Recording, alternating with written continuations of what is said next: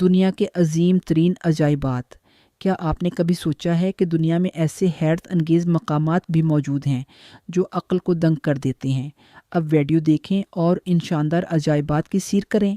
کبھی سوچا ہے کہ ہم انسانوں میں ہمیشہ سے ایسی چیزیں بنانے کی جستجو کیوں رہی ہے جو وقت کو بھی ہرا دیں؟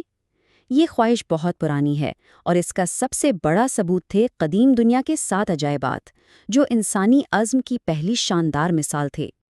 تو آخر اس کے پیچھے کیا راز ہے؟ ہم ایسی تعمیرات کیوں کرتے ہیں جو صدیوں، ہزاروں سال تک قائم رہیں؟ ان بڑے بڑے منصوبوں کے پیچھے آخر کیا محرکات ہوتے ہیں؟ مگر افسوس کی بات یہ ہے کہ ان پرانے عجائبات میں سے آج صرف غزہ کا عظیم اہرام ہی باقی ہیں، باقی سب وقت، قدرتی آفات اور جنگوں کی نظر ہو کر بس کہانیوں میں ہی زندہ رہ گئے ہیں۔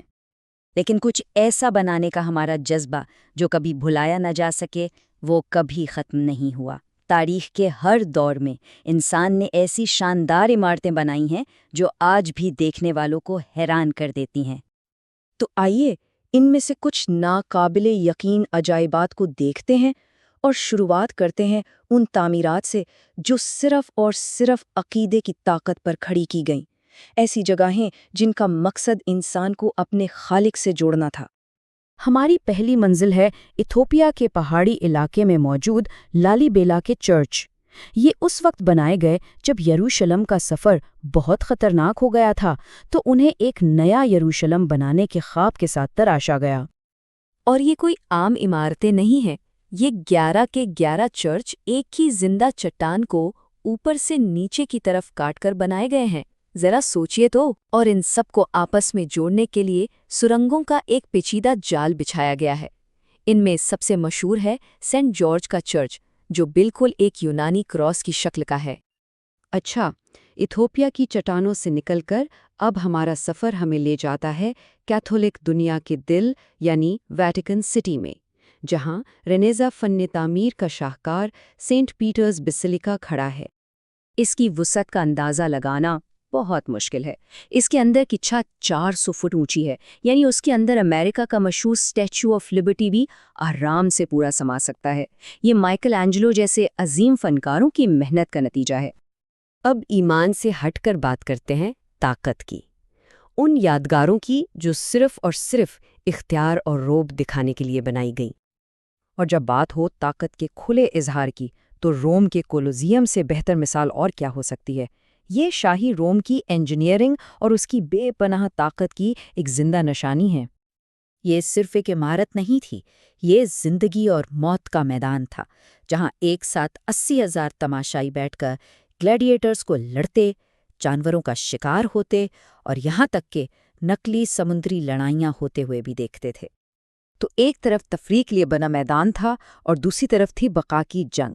اب ہم رخ کرتے ہیں چین کی عظیم دیوار کی طرف، جو دنیا کا سب سے لمبا دفاعی نظام ہے۔ لیکن یہ کوئی ایک دیوار نہیں ہے، بلکہ یہ صدیوں میں بنے قلعوں کا ایک بہت بڑا جال ہے۔ یہ ٹائم لائن بتاتی ہے کہ یہ منصوبہ کتنا بڑا تھا۔ یہ کسی ایک بادشاہ یا ایک نسل کا کام نہیں تھا، بلکہ اسے بننے میں 2000 سال اور 6 مختلف سلطنتوں کا وقت لگا۔ یہ ایک ایسا عزم تھا جو نسل در نسل چلتا رہا۔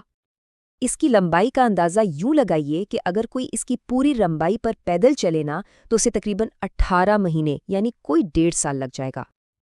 اور اب ہم آتے ہیں اپنے آخری حصے کی طرف، انسانی ذہانت کے کمالات، انجینئرنگ کے وہ شاہکار جنہوں نے بڑے بڑے قدرتی اور تکنیکی چیلنجز کو بھی ہرا دیا۔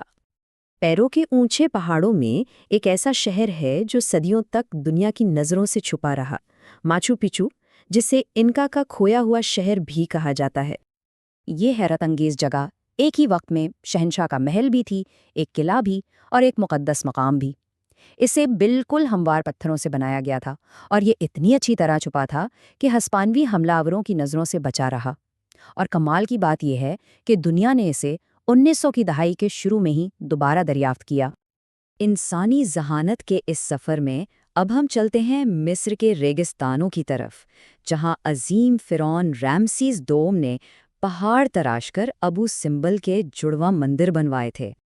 لیکن جو چیز انہیں ایک جدید عجوبہ بناتی ہے، وہ ان کی قدیم تعمیر نہیں بلکہ ان کا جدید بچاؤ ہے۔ 1960 کی دہائی میں جب ناصر جھیل کی وجہ سے ان کے ڈوب جانے کا خطرہ پیدا ہوا تو ایک بے مثال انجینئرنگ کا مظاہرہ کیا گیا۔ اس پورے کمپلیکس کو احتیاط سے کاٹ کر ایک نئی، اونچی اور محفوظ جگہ پر منتقل کر دیا گیا۔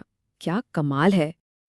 اور یہ سلائیڈ تو بہترین طریقے سے دکھاتی ہے کہ وقت کے ساتھ انجینئرنگ نے کتنی ترقی کی ہے۔ ایک طرف پیسا کا جھکا ہوا مینار ہے جسے مکمل ہونے میں تقریباً 200 سال لگے، اور دوسری طرف ہے برج خلیفہ جہاں ہر 3 دن میں ایک نئی منزل تعمیر ہو رہی تھی۔ تو ان سب کو دیکھنے کے بعد سوال یہ اٹھتا ہے کہ آخر وہ کیا چیز ہے جو کسی تعمیر کو عجوبہ بناتی ہے؟ ان تمام عظیم کارناموں میں کیا بات مشترک ہے؟ جیسا کہ ہم نے دیکھا، اس کے پیچھے کبھی غیر متزلزل عقیدہ ہوتا ہے، کبھی سلطنتوں کے بڑے عزائم، کبھی انسانی ذہانت کی انتہا ہوتی ہے، تو کبھی لازوال خوبصورتی کی تلاش۔ یہی وہ طاقتور جذبے ہیں جو ہمیں عجائبات تعمیر کرنے پر مجبور کرتے ہیں۔ اور یہ سب ہمیں ایک آخری بہت دلچسپ سوال پر چھوڑ جاتا ہے کہ آنے والے کل کے عجائبات کیا ہوں گے؟ اگر ویڈیو پسند آئے تو پلیز سبسکرائب کریں اور شیئر کرنا نہ بھولیں۔ Thanks for watching. Like, comments and share.